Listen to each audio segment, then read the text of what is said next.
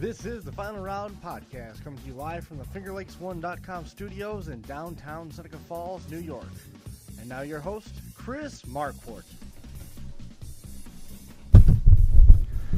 Good afternoon, good evening, and welcome to a late start for the Final Round Podcast, episode number 48 on deck. Glad to have all of you folks along for the ride with us this evening. It's going to be a fun one. We've got Patrick Boniferro joining us here. He just won the TNT Super Series Championship, and what a weekend he had in landing that. Jason Oldfield joining us here as well.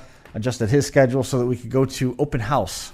That's the benefit of living in three different school districts, occupying three different school districts and four different buildings. I would say you had open house last week right? That was Melissa's, right. And mine was the week before at my school.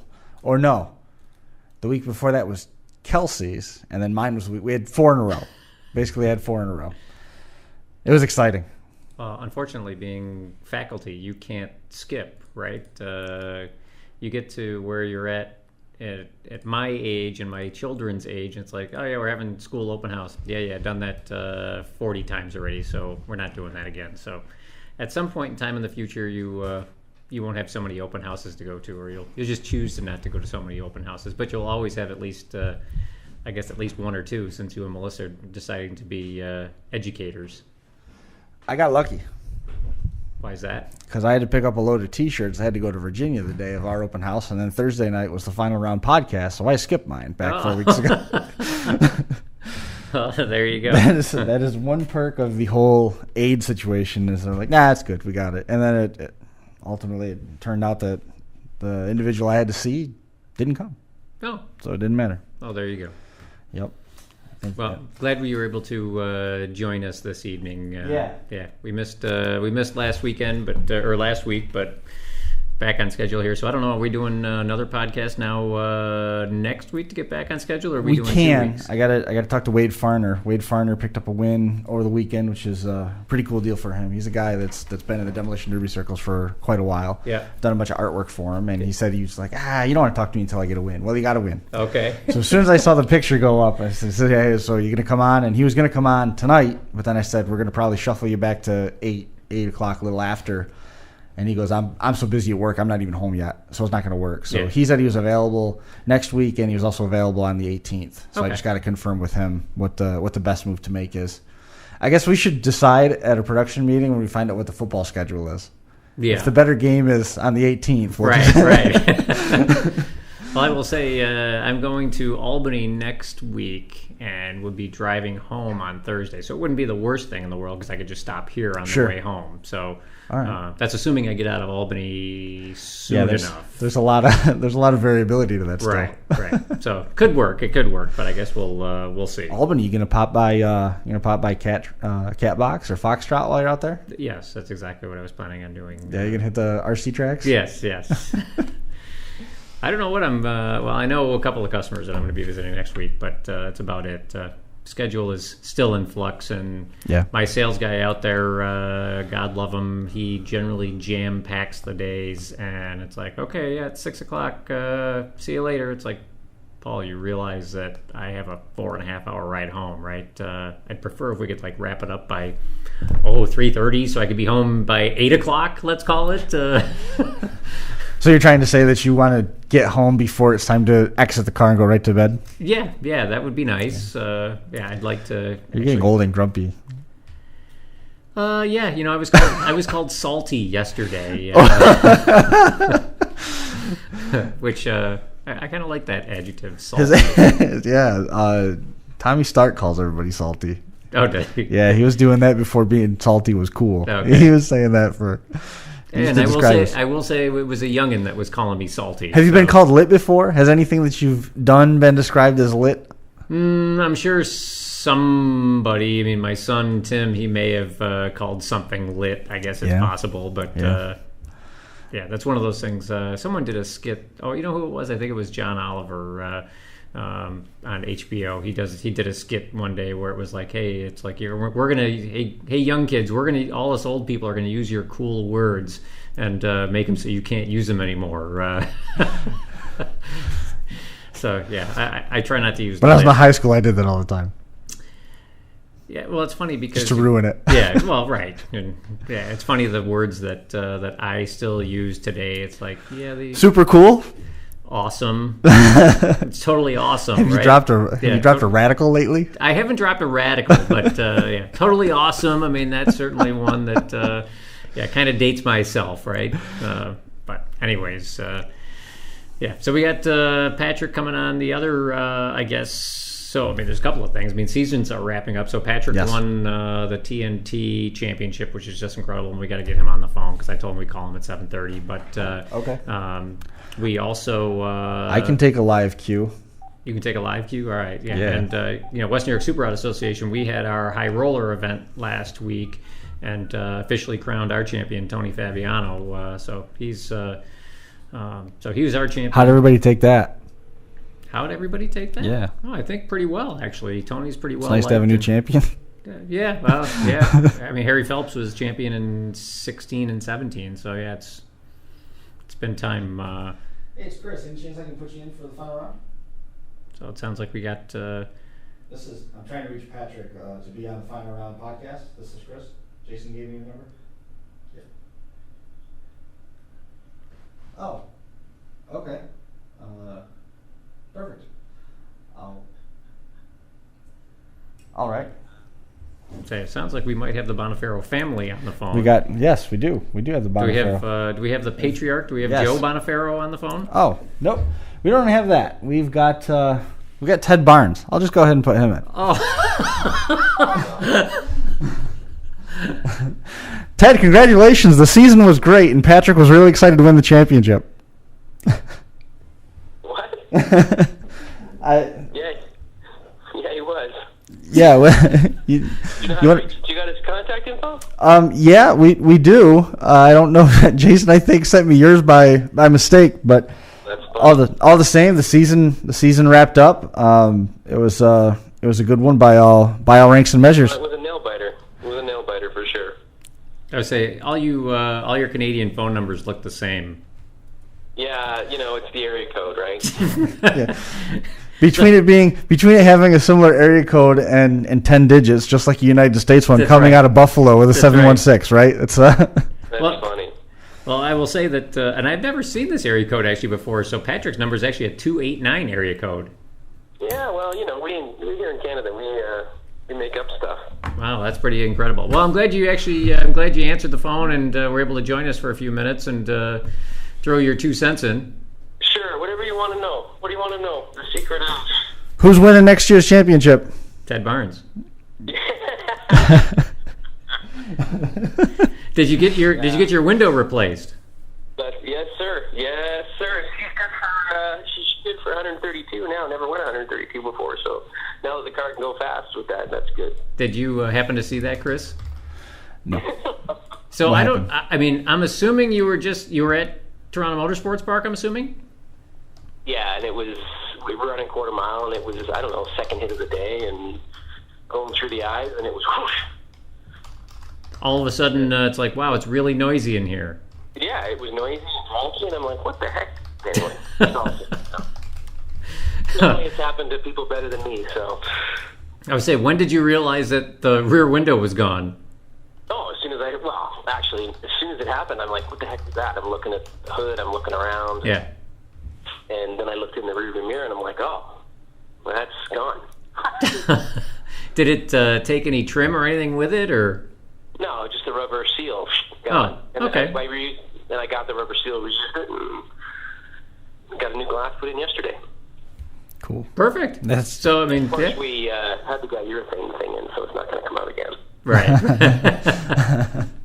Well, glad you were able to get it fixed. I have to say I have lost I was going to say I've never lost a rear window, but that's not true. I did lose a rear window in Phil's car when I spun it around. Oh, so it happens to people better than me. Yes. Because you could see that if you timed the video back right, you could see it, right? You could see it, correct, yes. I don't recommend spinning your car around to lose the rear window. I generally tell you... No. I'd much rather lose it the way I lost it. I mean, there was literally not a scratch on the car.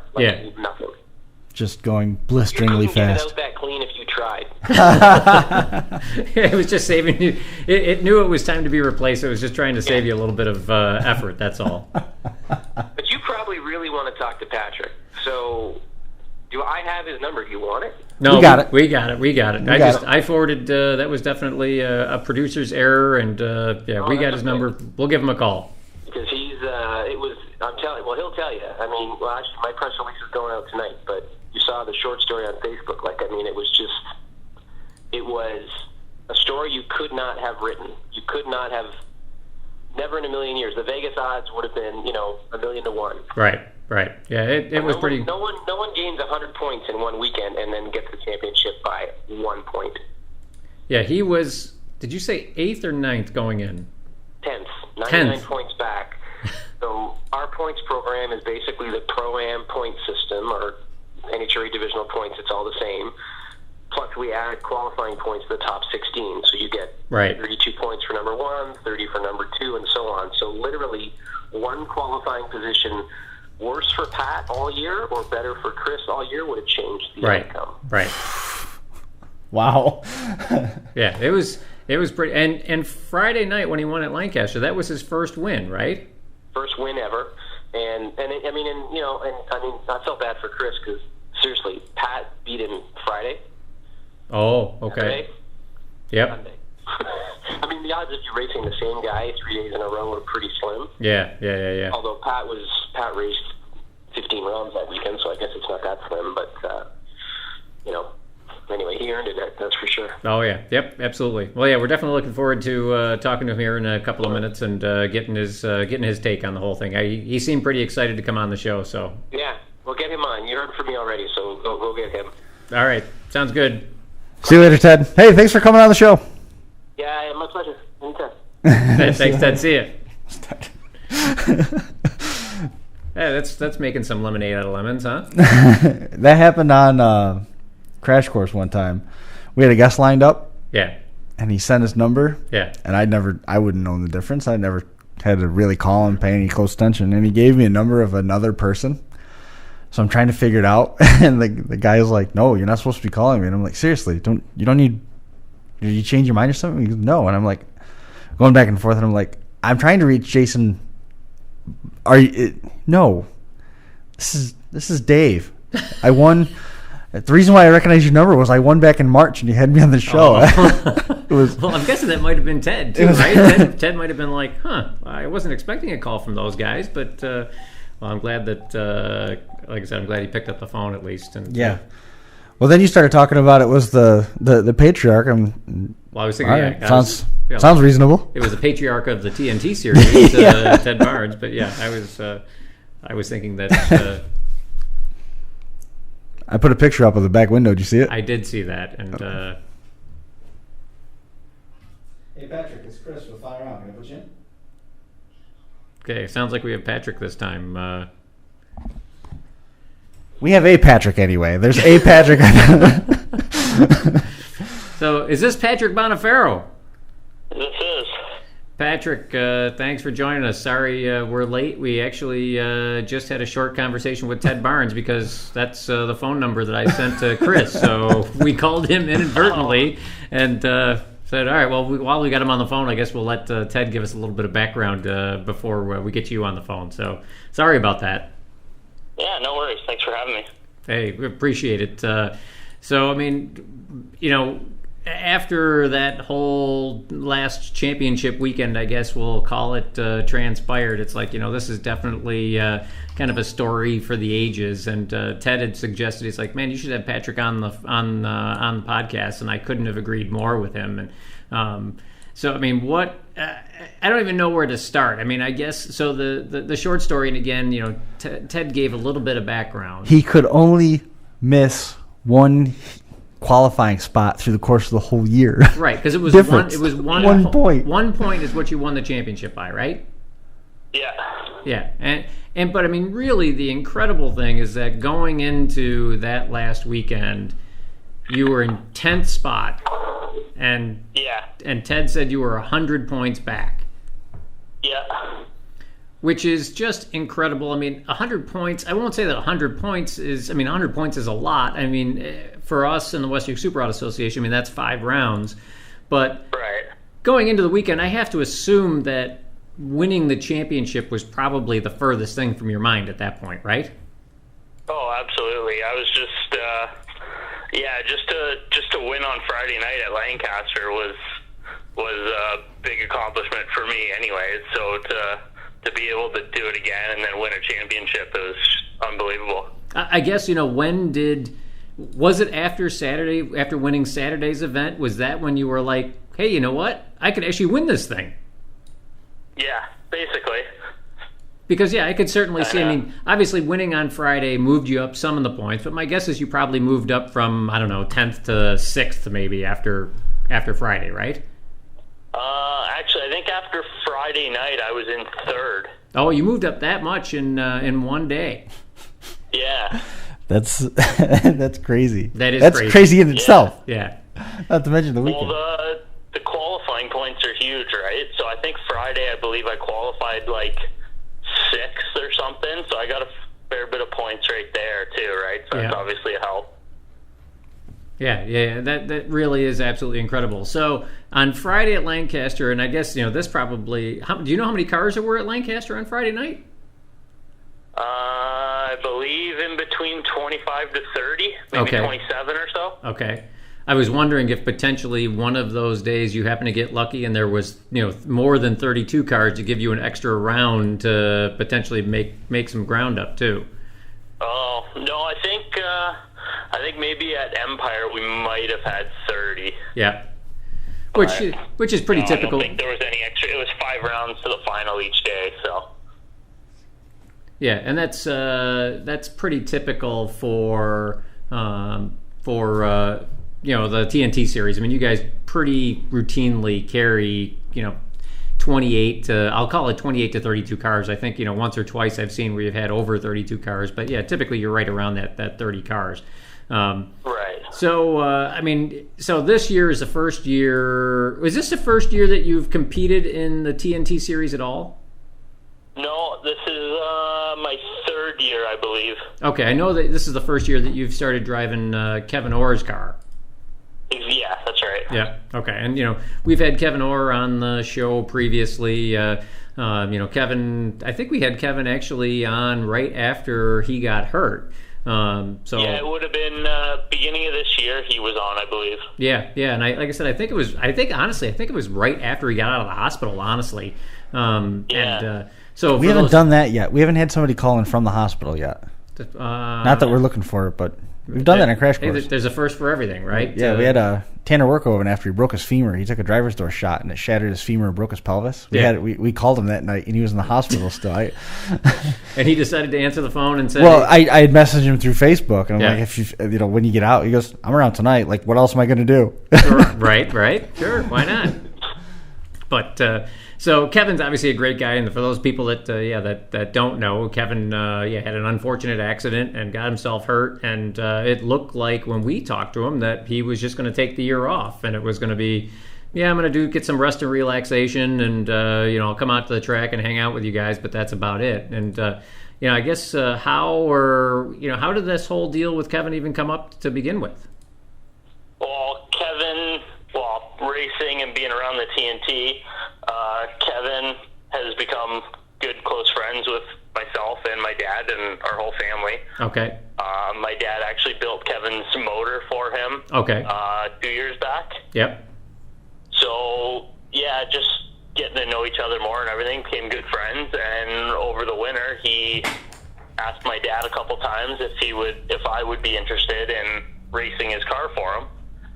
And given some time to think and not having anything to drive and Kevin's situation, I was like, I'd love to drive the car, especially if I could win in it for him, finally get that thing in the winner's circle. That'd be unreal.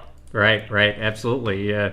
So, how long, I guess, obviously, any new ride, it depends on the person, obviously, some time to get comfortable in the new car. I mean, had you ever driven a Roadster before?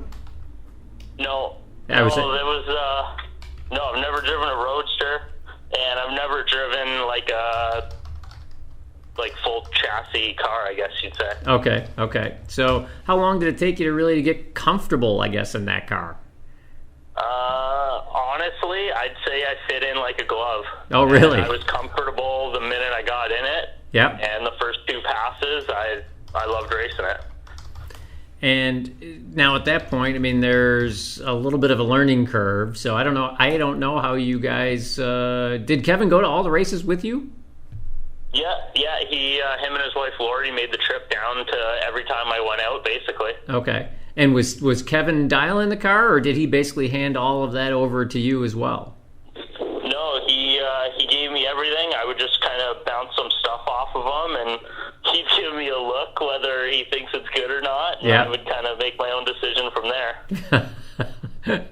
So now, I think Ted had said that I don't know if it was your first win ever, period, or your first win in TNT, but that Friday night that you won, certainly your first win in TNT. Had you won in more than a few rounds in Kevin's car prior to that Friday night? In Kevin's car, I had gone, a few rounds previously before. I think I got it to the semis earlier in the year. Okay. But that Friday night win was my first ever win. Oh, wow. I had been to 2 or 3 finals before in another car I'd raced previously, but that was my actual first win. Right. Wow, that's just incredible. So, I mean, and, I saw, winner's circle pictures from Lancaster. I mean, Kevin definitely seemed pretty darn happy. I was at the track, so, I mean, that weekend that you won the championship, so that was the Empire Sportsman Nationals, let's call it. And, we were out there competing as well. And I know was up at the starting line. And I don't know that I've ever seen Kevin so happy as I saw him on Saturday night. I didn't see Kevin when you actually clinched on Sunday. I mean, what was it like? What was he like on Sunday? Speechless, I guess. Actually, I thought he was a little more excited and pumped up on Saturday night after I won. But I don't know. I don't know if it maybe didn't set in yet. It definitely didn't for me. So, but no, I think he was definitely overwhelmed and super excited that we could do that. I mean, it really is incredible. So you win Friday night, you win your first time ever. Now you come back Saturday, and you're sitting third. Van Balen was still first at that point in time, right? Yeah. And so you're trying to chase him down. Now, both Friday and Saturday, you end up racing Chris? Yeah, Friday I raced him second round at Lancaster. Yeah. And then Saturday I raced him in the final. Oh, okay. So the stakes were super high then on Saturday. Yeah. I have to say, I didn't realize, I guess, that on Saturday that you raced him in the final. Obviously, 1 point. Ted mentioned that it was, one qualifying position for the entire year, but obviously it was also one round of competition, right? Had he beaten you, right. Well, I mean, obviously if he'd beaten you on Friday, you would have lost early and lost a bunch of points. But if he would have beaten you in the final on Saturday, that would have been it. Right. So now you're going in. So now you've beaten him 2 days in a row. You've won 2 days in a row after getting your first win just the prior day. Now you're heading into Sunday, and I guess, had you figured out kind of what the points were at that point in time? I guess, where were you at that point in time with regards to the points? On Saturday night, Ted did the points, and I was now in second place. Okay. So Sunday morning, we had one time trial. Right. So qualifying points we need, right? Sure. So Sunday morning, we had our one time trial. I qualified 9th, and the guy I'm chasing down, Chris, he qualifies number 3. So he puts a little bit more space between the two of you. Yeah, so going into Sunday, before the time trial, we were 19 points apart. Okay. After the qualifying, he was now 39 points ahead of me. Okay. Just from qualifying. Yep. So I had to make up 4 rounds. Wow. That's a lot. That's a tall order. Yeah. In one day? Yeah, that's ridiculous. That's ridiculous. So it's like, as good of a weekend I was having, the guy up in front of me wasn't having a bad weekend either. You know what I mean? Go to the finals, whatever, around each day. So Sure. And qualifying points. Yeah. It's not like he was sitting winning out the whole weekend, and I was just trying to make 100 points, right? Right. So Sunday, I'm assuming if you got to make up that many rounds, Chris must have lost first round? No, he actually had a bye run, a competition bye first round, because his competitor broke. So he had a free round right there. And then it just so happens in the ladder we were paired up second round, and he red lit against me again on Sunday, second round. So now, so I mean, at this point, you got to know. I'm sure on Sunday you're probably taking this round by round. Okay, if Chris loses first round, then I got to go to this round to be able to give myself a chance at winning. And so obviously giving him the competition bye. Now I'm facing him second round. Now you beat him. I'm sure at that point in time you know how far I got to go, right? Yeah, I knew I had to go to the finals, if not win, right then and there. Yeah. Because you said just to recap this, you had to go 4 rounds. He has a bye and you win, so you go into round 2 even facing the same deficit. So you figure with him red lighting, there's 1 round up. You still need to go 3 more rounds, right? And that's the finals, right? Right. So no tall order. All I have to do to win the championship is in the final weekend is win 2 races and go to the final in the last race and make sure that my competitor doesn't go past the second round in the last race. So well, at least you were able to control it a little bit by matching up with him. Oh well. Yeah. There's it definitely worked in my favor. That's kind of the only thing that worked in your favor when you're looking to try to gain 100 points in a weekend. Right. But, that's now the dominoes are really falling. Now he's out of the way. Right. For the second race in a row. Now he's out of the way. Now all you have to do is worry about making it to the finals and making sure that everything stays dialed in the way that it's supposed to, and all the other variables with a machine. Yeah, and we haven't even. I mean, all we've talked about is the how unlikely it is to come from this far back, right? We haven't talked about any of the individual rounds of competition. I'm sure the people that you raced that weekend, all of them weren't like 400 on the tree and a tenth over their dial, right? You didn't. I mean, I'm sure you in that many rounds of competition, you probably got a bye run or 2. But my guess is that you probably didn't have.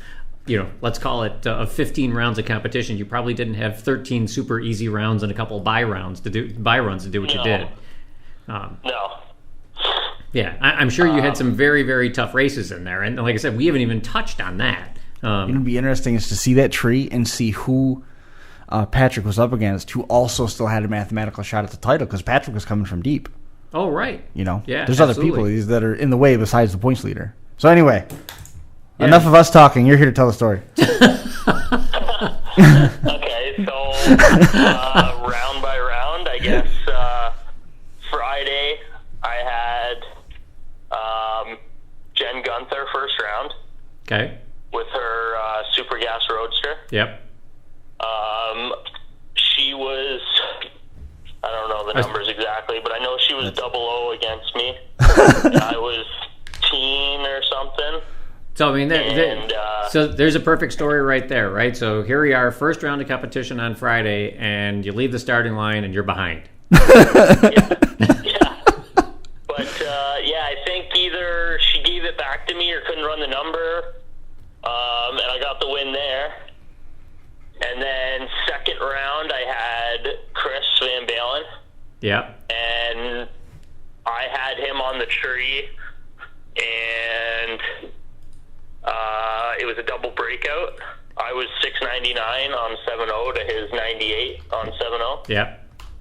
And then I had third round, I believe I had Jeff Subchinski. Yep. And I was what was I on that one? Oh, that one I wasn't taking Jeff lightly because he's a great racer, especially at Lancaster. It's his track, right? Yeah. So, I was 003, dead on 9. And then that gave me, winning that round gave me my first easy round of the night, and I had a bye to the final. Okay. Finally. Where I raced Mark Herbold. Oh, that's right. Yes. Sorry. Yeah, that's right. I remember seeing the video of the two of you racing then Friday night. Yeah. So Mark and I raced in the final, and I was 7 thou behind him on the starting line. Yep. And I ran. He went under 99 something, and I was dead 5. Yeah, and that's a tough thing with the TNT series. I mean, 8th mile racing in general, but I mean, you named. I don't know if Jen has won a TNT race, but I know your other 3 competitors on Friday night have all won TNT races. I don't know if Chris or Mark have been TNT champion or not, but both, I mean, all 3, Jeff, Mark, and Chris have all been racing TNT for a long time, and they're super close races. They're just, like you said, they're down to the 1,000th. I mean, it's not uncommon to have a 00 light and go dead on with a something to lose, because the racing is so tight in that series, racing 8th mile in particular. So that was Saturday. That was Friday. Do you remember what happened on Saturday? Saturday, I believe,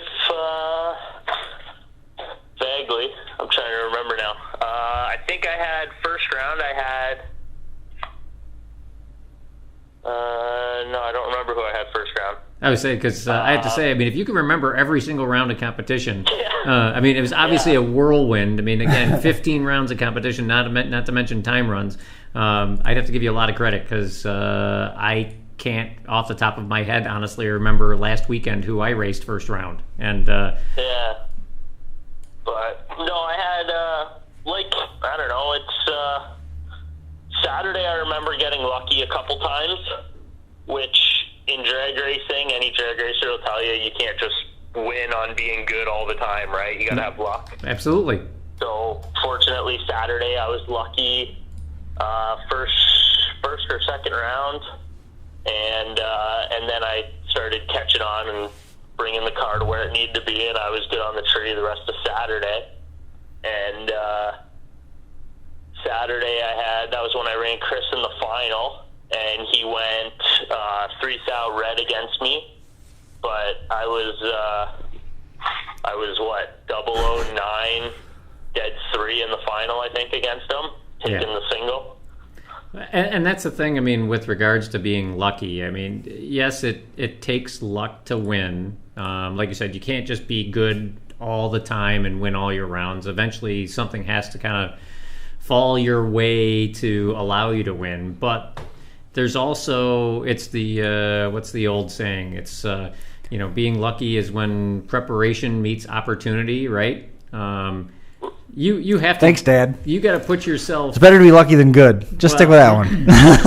Well, there's better be lucky than good. Well, there is that, but it is the preparation and opportunity thing really is true, because to be able to be lucky, you have to be able to put yourself in a position to take advantage of that. Sure. And if you're up there screwing up, you could be presented luck on a silver platter. And it's like, well, because I did such a terrible job up until that time when someone presented the luck on the silver platter, I couldn't come and grab that and take it and turn that into something. So, I mean, that's the thing. I mean, Patrick might be saying, well, I got lucky a few rounds, but he also put himself in a position to take advantage of that. So, right. So that's that's your wisdom. Wisdom for today from your elders.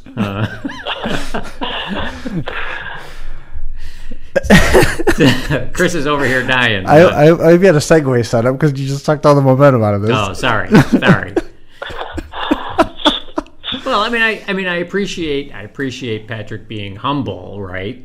But at the same point in time, you can't downplay the job that you did that weekend racing. I mean, there's just no doubt about it. You did a fantastic job. But you hit on so much with the preparation side of things. I mean, you talk about all that stuff. We're at the end of a season. We're at the end of a long season. Oh, absolutely. A lot of passes. And a lot of racing had already been done away from the shop. So your maintenance program in between races is now really under the microscope, because you have to make sure that everything was right the first night and then take that preparation process and do it on gravel or in the bed of in the back of a trailer so that you're ready for the second night of racing. If there's anything that's not aligned on that side of things, it doesn't matter what put in front of you. Like you were saying, you have to make sure that all of that mechanical stuff is sound. Or I mean, if you leave the rear end on the line, it doesn't really matter what your action time was. That's right. That's right. Yeah, we had two guys last weekend who didn't compete with us because they broke. They broke the weekend before, and you get down to the end of the season like this, and parts breakage becomes more and more common.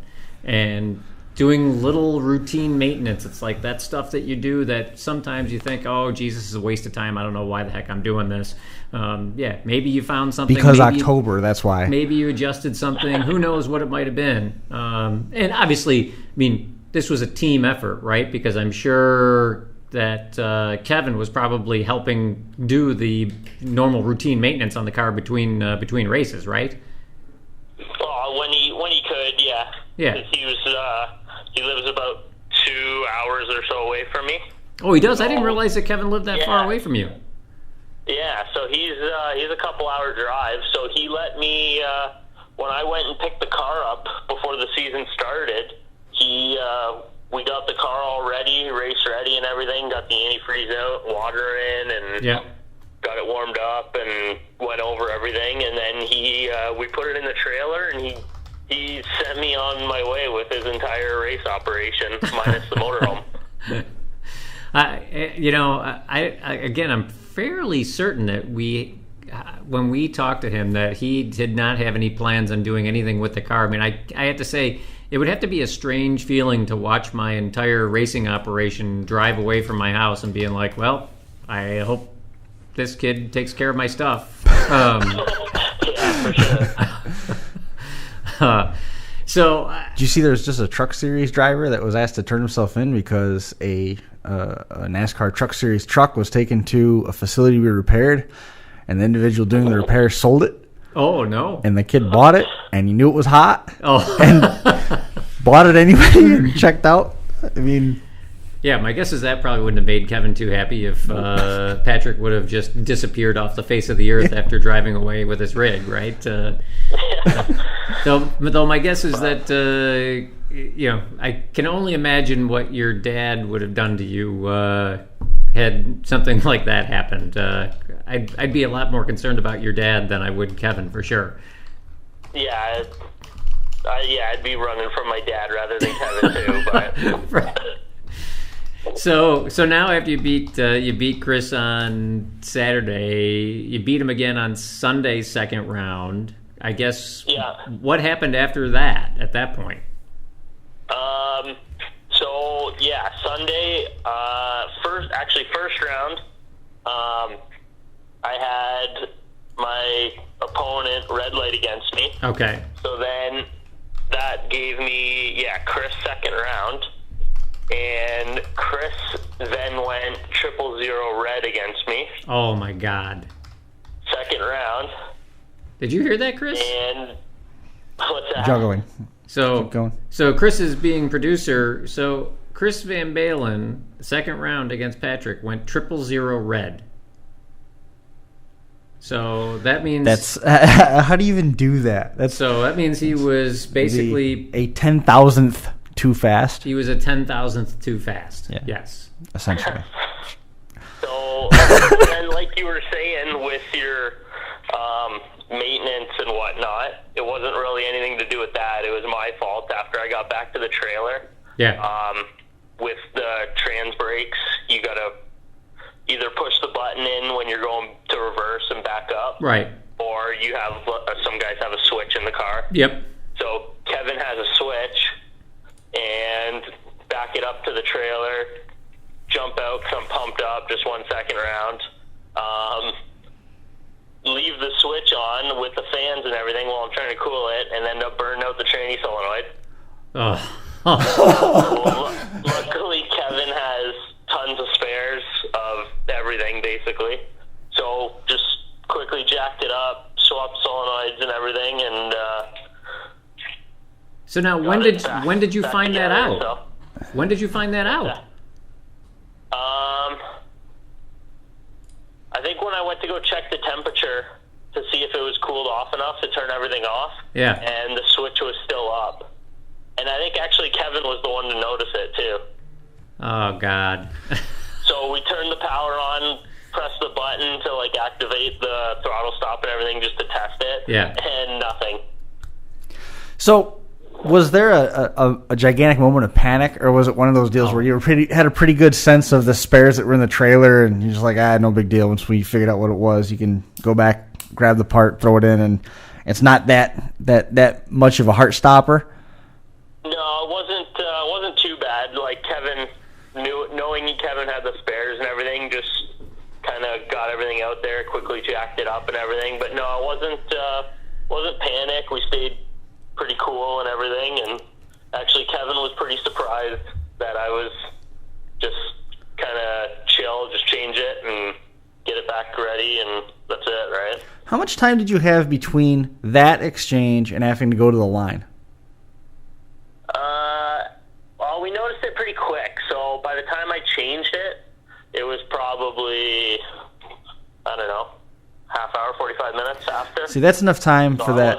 Wasn't rushed. Yeah, that's enough time for that adrenaline dump to go away too, because you're sitting on the line amped up from that change in the pits, and now you're up there and you still have that sense of a little bit of urgency. That half hour, 40 minutes at least lets you catch your breath a little bit if you did have any of that surge, like, oh God. It is, but I have to say that this is, again, where good drivers can basically just let that roll off their back and not let that anxiety get to them, because you could think to yourself, okay, yes, all right, I burned the solenoid out, but oh God, did I do anything? Did I do anything else? Right? Is this solenoid as fast as the other one? So is my reaction time going to be, worse now? Should I be taking time out of the delay box? Oh, maybe the solenoid's faster, right? So maybe I need to add more time to the delay box. And somebody like myself who's terrible, I'll be up there in the car at the starting line thinking about all these things and letting that affect me, and that's where a good driver like Patrick will basically not let those things affect him and go up and be able to be competitive the next round. It's fixed. Why worry? Yeah. Well, right? In theory, it's easier when it's not your stuff. Yeah, that could be true too. So you get it fixed now, and now you go up for third round. Yeah. And I guess what transpires in third round? Who did I have? I think I had Johnny Jablonski third round. Okay. And he actually had me on the tree. Yeah. And he ended up giving it back to me, and I drove around him by 5 thou at the stripe, if I remember. Wow. And, John, John's another, long time, very, very good, let's call it .90 racer. He at 7.0, I've got to assume that he's got to be running at least 120, 122, somewhere in there. I think about there. Now, Kevin's car, you're running 7 flat at what kind of mile an hour? About 109 or 10. Okay. So, yeah, he basically comes up on you, has you on the tree, comes up on you, and then, like you said, gives it back, just misjudges the finish line and lets you get around him. And yeah. Now, at some point in time, did it go through your mind? I'm guessing that when you see him coming, all right, it's time for me to dump, or did you not even have enough time to do that, or? No, well, actually, he came up on me, and I think we were both maybe misjudging the finish line, or I don't know, but he came up beside me, and I ended up like pedaling it twice. Okay. And right as I do, like I pedal it, and then I was like, oh no, why'd I do that? And then my wind light ended up coming on. And see, so we're talking a championship chase, a failed solenoid, and 2 races now that have been cited by a total of, if I remember what you're saying right, basically 5,000s. 70. Oh, 5,000s. So well, because it was triple zero red, and now this was 5,000. So basically, 5,000, 0 and 5 is 5,000. Which equates to what? 3 inches? So typically, well, at that speed, it's probably 6 inches. 6. Yeah, it's probably 6 inches Between for 2 races. Yeah, for 2 races. Yeah, just ridiculous. Absolutely ridiculous. But he still hasn't won the championship yet. He still hasn't won the championship. All he's done is won third round. He still has 2 rounds to go. So now what happens? So now you're in the semis. So then I had to go to the final. I had to race Joe Karosik. So on Sunday, no buy runs for you on Sunday. No. So again, Joe is a long-time TNT competitor. I mean, Joe's been racing. I don't know how old Joe is. I'm going to say Joe's in his early 60s. I mean, he's a guy that I've watched race since I was a kid out of the track. Been doing it a ton, just a long, long time. Great guy. And I have to say, the last time I raced Joe, he kicked my ass. He's so mild-mannered and easygoing. He's the nicest guy when you talk to him, Chris. You'd be like, this guy can't be a racer. So you got Joe, and what happens against Joe? Joe, actually, I was 008 on the tree against Joe. Yep. And Joe was, I think he was late anyway, and I pedaled it a couple times before the finish, just keep a little bit on him, and yep. then got the win light there. And that's it. At that point in time, when that win light came on, you're the series champ. Well, yeah, I knew that, but no one really wanted to tell me that. Ted wanted to make sure everything was right with the points, sure, because it was 1 point. Right. But so it was kind of like, I think I got it, but now I don't know. So, but no, I was definitely, once my win light came on against Joe to go to the finals for the third day. Well, I guess I was fist bumping in the car and everything. So yeah, and I guess from that perspective, right, you're probably thinking to yourself, okay, I'm pretty sure I'm the champ now, but because it's so close, I want to go win this next round of competition just in case they come back to me and say, oh, Patrick, we're sorry, but we miscalculated your points. You actually have 2 points less than what we said, and you're not champ, right? No, that'd be awful. So now you're going to the final. Then I had Pete Maduri Jr. in the final of that day. Yeah. Who just showed up on the Sunday from Maple Grove, I believe it was. Oh, right. Weekend. Yeah, that's right. The Dynabrade car, right? That's the Dynabrade car. We put a picture up from Stacy Kensington Richards earlier. We had a bunch of her photos. There's a picture of the two of you from Toronto Motorsports Park racing each other. I think that might have been last year, actually, with the Corvette Roadster. Because you had the Corvette Roadster on there, right? Not the truck. The Corvette, yeah. Yeah. So yeah, this year he's running Jim Stoneman's pickup truck. But yeah, it's still the Dynabrade car. And Pete ended up beating you then finally in the finals, right? Yeah, he did. And so I mean, what went down in that race to finally bring your, I guess, a reign of terror to an end? Yeah, actually, that was a really good race. We were both 00 on the tree. Yeah. I think I was 9 and he was 6. Yeah. We both broke out. I was 97 something and he was 98 something. Okay. And it was like 3 thou at the stripe. I took the stripe by 3 thou. Yep. So again, a super close race. Yeah. Now you think you're champ. When do you actually get word that you are the champion? Once I got back to the trailer, from that round. Yep. Ted Barnes and Kevin Orr and Lori and everyone, they come over and give me a hug and congratulations and whatnot. But Ted hands his cell phone to me and it's my dad on the other line. Director of competition for TNT. Yeah. And my dad wanted to be the one to congratulate me and tell me that I'm the 2018 TNT champion. That's super cool. Yeah. Yeah, that is super, super cool. So yeah, so Patrick's dad, Joe Boniferro, basically has been the competition director for quite a while. I mean, obviously, Joe's Transmission has been the title sponsor for TNT for as long as I can remember. But how long has your dad actually been the competition director officially?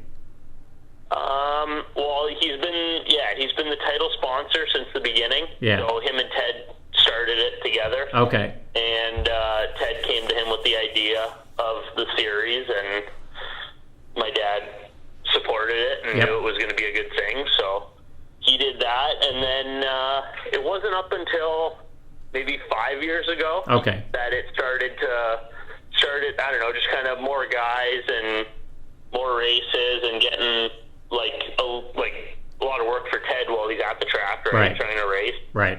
And so my dad, kind of whenever there was on-track issues and whatever other questions people had, just kind of go to my dad rather than Ted, right? Yeah, and that definitely makes it... for 5 years or so. Right. 6. Yeah, that's you need somebody like that, honestly. I mean, that's super cool. At the size that the series is, it just definitely got to be way too much work for Ted when he was out there trying to race and also take care of 29 other guys at the same point in time.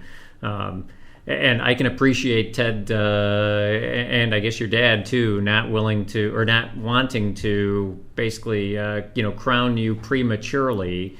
I know when we finished our series that same weekend, I was fairly certain that Tony Fabiano was our champion, and I told him in a private message that I was pretty sure that he was, but I didn't want to announce it because I wanted to be able to take some time and sit down and actually go through and calculate all the points and double check and triple check before you actually announce. And you don't have to do the Steve Harvey, right? You don't have to do the Steve Harvey, sorry, oh no, you're not Miss America after all. Wow. So in one weekend then, I mean, TNT now pays $1,000 guaranteed to win, right? Yeah. So you went home with, I'm sure, $2,500 plus total over the course of the 2 days in race winnings, plus the championship as well. Yeah. And so Kevin let you keep all that money? He did, you don't have to answer that. Well, the race winnings anyways, I have. I offered him money. He wouldn't take any, just kind of guy Kevin is. He's right. I don't know. But he wouldn't take it. I offered him it. He said, buy my dinner and drinks at the banquet. So I'm sure we'll split up a lot of the championship prize stuff, though. Yeah, that's super cool. So now, have you guys? Have you guys talked about next season already? Well, actually, the last weekend, on Sunday, Kevin's wife Lori said maybe we should let Patrick keep the car next year. And Kevin said he wanted to try racing, so I'm sure he's going to take the car back, or I'm going to take the car back to him. Yep. And help him winterize it and everything, and then I guess we'll see how he's feeling next year. Right. Being able to climb in and out of the car and everything like that. So if he can do it, then I'm sure he'll race. If not, then I don't know. Maybe we'll figure something out again. Yeah, it's funny because, it's just like, I guess, the professional athlete, right? The professional athlete doesn't want to lose his job due to injury. But it would certainly be, I have to say that as, I've never had somebody drive my car and be the crew chief. Since I was a kid, my dad was racing my car. But I have a lot of fun, basically, let's call it being the crew chief and helping somebody else out and going and racing. And it's obviously fun when you're winning. And I'd have a hard time. I still would want to drive, but I'd have a hard time saying I want this to come to an end too, right? I mean, just it really was a dream weekend. I mean, capped off by the dream finish in a season championship. And man, it'd be hard to say. Yeah, I give me the keys back, kid. Yeah. Congratulations on the championship. I need my car. Yeah, I need my car back. Right. So I guess let's. The simple solution is to buy 2 cars. Make sure there's 2 cars, right? Easy. Just tell Kevin to buy another car. Yeah. Yeah. Well, we got to get a matching one. It's got to be another 67 Corvette. Right. Oh, you were right, Chris. Yeah, you were right. So Chris was asking me beforehand what year Kevin's Corvette was. I thought it was a 65, but it's a 67. So I guess, I'm sure you probably haven't thought of this at this point in time, but I mean, do you have any idea what you would do next year if Kevin was racing his car? I mean... Well, my dad has a car sitting at the shop right now that he got in on a trade deal and whatnot. Okay. So he's got a 3rd-gen Camaro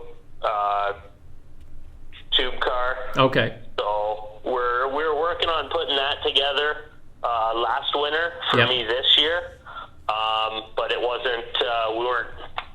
Not that we weren't working on it, but it didn't end up getting finished. Yeah. And then Kevin was offering for me to drive the Vet. Oh, okay. So okay.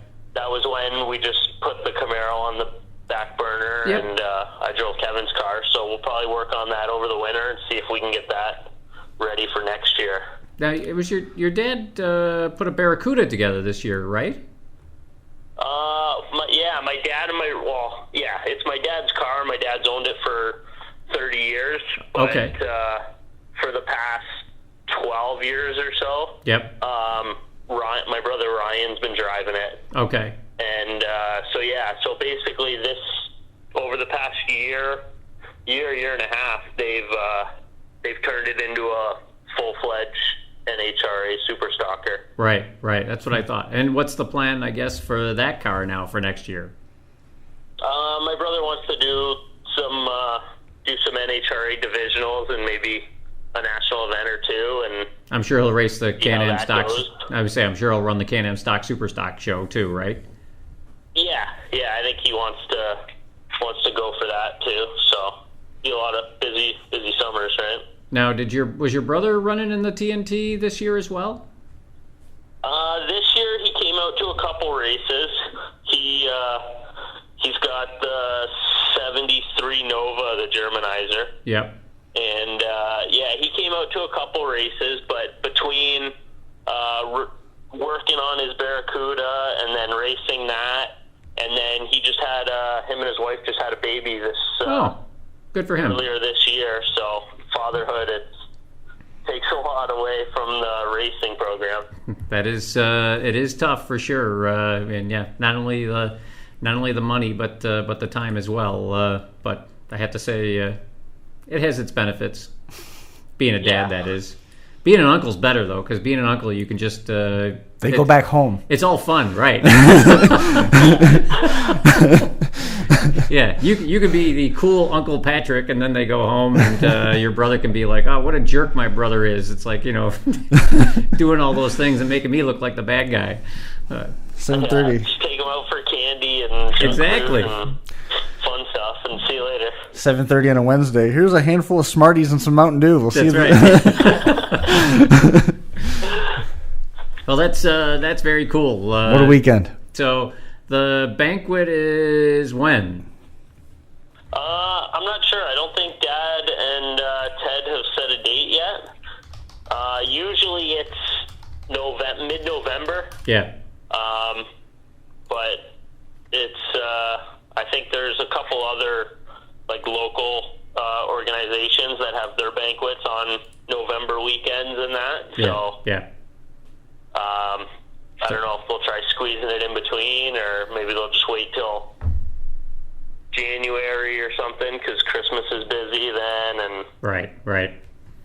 Well, it is. I'm sure you're looking forward to going. I mean, I'm sure you've been to the banquet before. I mean, obviously, it's Ted does and your dad do a really great job putting that banquet together. I mean, the prize table there is just legendary, but they do a really good job with the MC and bringing people up and giving them their due and letting them get their accolades in front of everybody. So that's going to be I'm sure that's going to be really incredible for you to go and do that. And they have championship jackets too, right? Yeah, and that's super cool too to have the championship jacket and be able to put that on at the banquet. So that's going to be pretty darn cool. I'm sure you're going to be super excited about doing that. Oh yeah, definitely. Can't wait. So Chris, I did most of the talking. I know. Like I always do, because I like to dominate the conversation. And then you chastise me for not saying anything. That's right. What a weekend! I mean, just an unbelievable weekend. It's one of those weekends that 4 or 5 years from now, it's like everybody's going to talk about. It's like remember that finale weekend when there was 10 drivers that were still eligible to get the championship, and the guy from 9th went on a crazy run and ended up taking it by 1 point. When you start looking at the way that the numbers played out, where it was 1/10,000th, and then there was 3,000ths, and then there was 5,000ths. It's just so close and so competitive. Like you were saying earlier, there was no easy path through, especially on Sunday. Right. And to come away with it, just to defy the numbers more than anything, and come away with that championship is something that Patrick really needs to be proud of. I mean, I'm sure that it hasn't completely sunk in yet, and realistically, since you did so well in the Corvette, since you've got one that won't be out every weekend, you could always just put it in the trailer, let him take it. He'll win a championship next year. Then you could do it to him again. It's like, wow, this car can go fast. I want my car back. Yeah, I'm sure the I guess the scope of the accomplishment probably hasn't sunk in. I mean, Patrick, how old are you now? I just turned 25 this year. Okay, I was going to say 25. And my guess is the scope of the accomplishment probably hasn't sunk in. And because you're still a young man, probably won't sink in for, maybe even it's 10, 15 years. And you look back 10, 15 years from now and you're like, man, that was pretty incredible that weekend, being able to go out and basically kick everybody's butt and take home the championship. So, yeah, I mean, that's... Now I lost track with the bunch of different names that were kicking around there. Who's got the Barracuda now? So Patrick's I thought dad. Patrick could tell us. Patrick's dad, Joe. I thought Patrick could tell us. Oh. Oh, sorry. Yeah, my brother races the Barracuda. Okay, and what motor's in that? That's got a 440. Cool. So we're gonna have him on soon, right, to talk about the Barracuda? I think have we had your dad on the show before, Patrick? Not that I know of. I know I've tried a couple of times. We've talked around him before, but I don't think we ever talked to him. Yes. Yeah, I know we've tried a couple of times to have Joe on the show.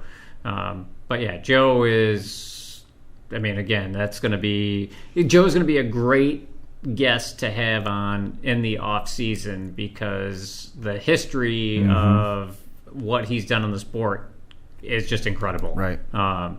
So it's gonna he'll be a really, really good guest for us to have. And now that obviously in the wintertime, it's hard for him, obviously, because not only does he have his own business, but you got him being involved in the TNT Super Series too. So yeah, summertime is kind of ridiculous. So yeah, we'll try and catch him in the off season, and he'll be a great guest. We could easily set up 3 in a row if we needed to. You know what I mean? We could set up next week with somebody, and then next week. So maybe we'll just go from youngest to oldest. So we'll start with Patrick. Next week we'll do Ryan, and then we'll do Joe the weekend. It makes the most sense to me. Yeah, it's a 3-part series. I thought you guys were saying you were going to give my dad a 3-part series. We could do that too. We could. There's been times where we've had somebody who's got a long legacy of the sport, and also we look at the clock and it's been an hour and 10 minutes when we only made it up to 1974. Right. You know, we've still got another 30 years to go. So I mean, I certainly see it being a plausible reality. The other thing we haven't done either is we haven't had any family matriarchs on. I mean, I'd love to hear some of the moms come on and talk about some of their experiences. Keeping the racing program going is while someone else is off, because they're always behind the scenes generally, right? You can only imagine. I mean, I know that I couldn't do it without the help of my wife. I mean, not only does she give me permission to go, but she's always helping me prepare. I mean, when I go away for a weekend, it's like, there's one of those long Danishes that she goes out to Wegmans and buys beforehand. It's like, here's your breakfast for Saturday morning, right? It's like, it's little things like that you end up taking for granted. But it really is a whole family affair. It takes a lot of people to be successful like that. And I guess along those lines, Patrick, obviously, I'm sure you're, very thankful to Kevin and Lori Orr for letting you use their car. But I guess who else would you like to thank for, what you accomplished this year? So Kevin and Lori, my dad, my brothers, my girlfriend Ashley. She's very supportive, and Scott Jaron, actually, he helped me out get some baselines with the throttle stops in the beginning of the year. And I'm probably missing someone else, but Ted Barnes. Ted's always there helping me. I can always go ask him stuff while I'm at the track. Yep. If I need anything or whatever, right? And any obviously, Joe's Transmission, any other sponsors that help you out? Yeah. My dad, of course, Joe from Joe's Transmission. Kevin Orr Mechanical. I think that was about it. I would say those are the important ones for sure.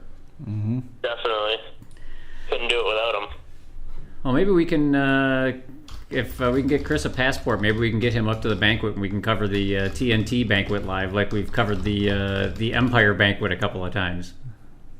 Yeah, that'd be cool. Perfect. We got to get an enhanced license.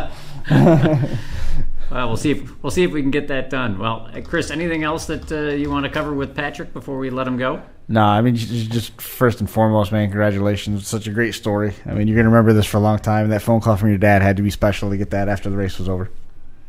Yeah, definitely. Thank you. That's awesome. I look forward to getting your dad on and find out more about that Barracuda, too. Yeah, for sure. Keep in touch with us as the winter goes. Let us know how that banquet schedule comes together, too, so we can get more information out about that. We look forward to catching up with you guys as you get closer and you finalize your plans for 2019. It's going to be a fun one to ride this momentum into the off season. It's got to put you in a good spot. Definitely. Appreciate you coming on the show tonight, man. We'll talk to you soon. All right, thanks, guys. Thank you, Patrick.